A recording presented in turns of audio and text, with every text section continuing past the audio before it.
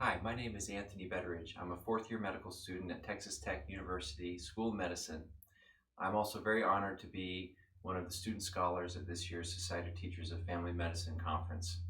I'm presenting a poster today on VxMED, a project that myself and a number of other Texas Tech medical students have been working on over the last few years, as well as a discussion on medical education and experiential learning, with an emphasis on a survey that a number of medical students have taken that discuss their preferences for medical education resources in terms of both enjoyability and effectiveness of different modalities of learning. To start out with, I'd like to tell you a little bit about the VxMED project and our story. And it all began in second year when a fellow student and myself were sitting in lecture thinking about how difficult it was to learn the material through video, lecture, and PowerPoint presentation alone. And we thought, wow, compared to the first time you see a patient in clinic and you see the symptoms in real life sitting in front of you and the concerns that that patient has, compared that to the PowerPoint presentation, it's just, there was really no comparison. We remember the material so much better with the real life experience.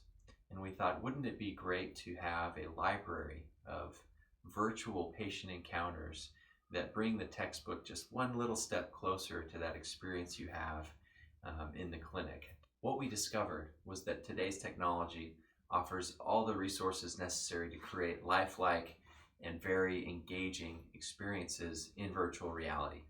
The first thing a medical learner will encounter when they enter a VxMED learning scenario is a very lifelike patient sitting in front of them.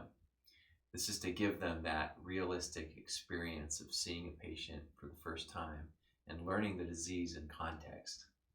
The next thing a student will discover is the history of presenting illness for that particular patient. They'll also see an interactive and an animated differential diagnosis list. That list will move in real time as the student chooses what physical exams and lab tests to run, ruling in diagnoses and helping rule out others. That helps the student internalize the diagnostic process.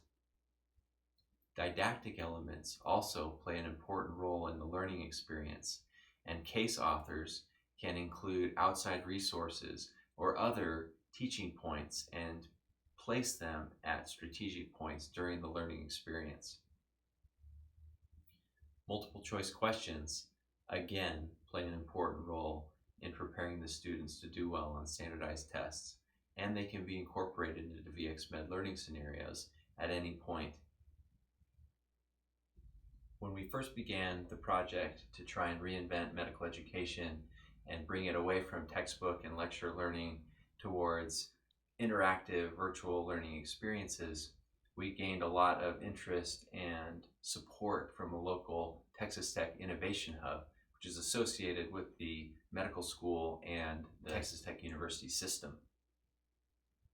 They were influential in providing us with a number of grants that have helped us build out a platform that could be used by medical students all over the world. You can see the results of our survey if you take a look at the QR code that's embedded in our poster. We used Likert scales and questions to assess students' perceptions of both effectiveness and enjoyability when comparing textbooks, lectures, or video lectures, question banks, and a specific VxMED scenario that we created.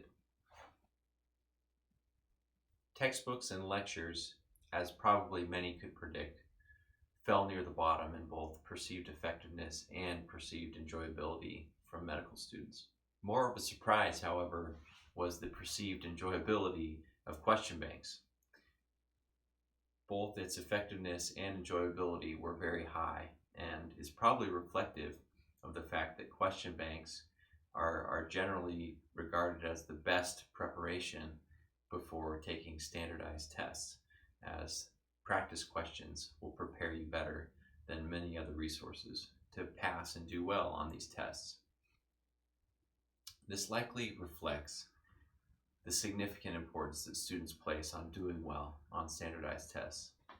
The results of our survey thus far have shown that virtual reality medical education experiences are perceived by students to be far more enjoyable than the other resources that are available to them, including the ones that they consider to be the most effective, such as question banks.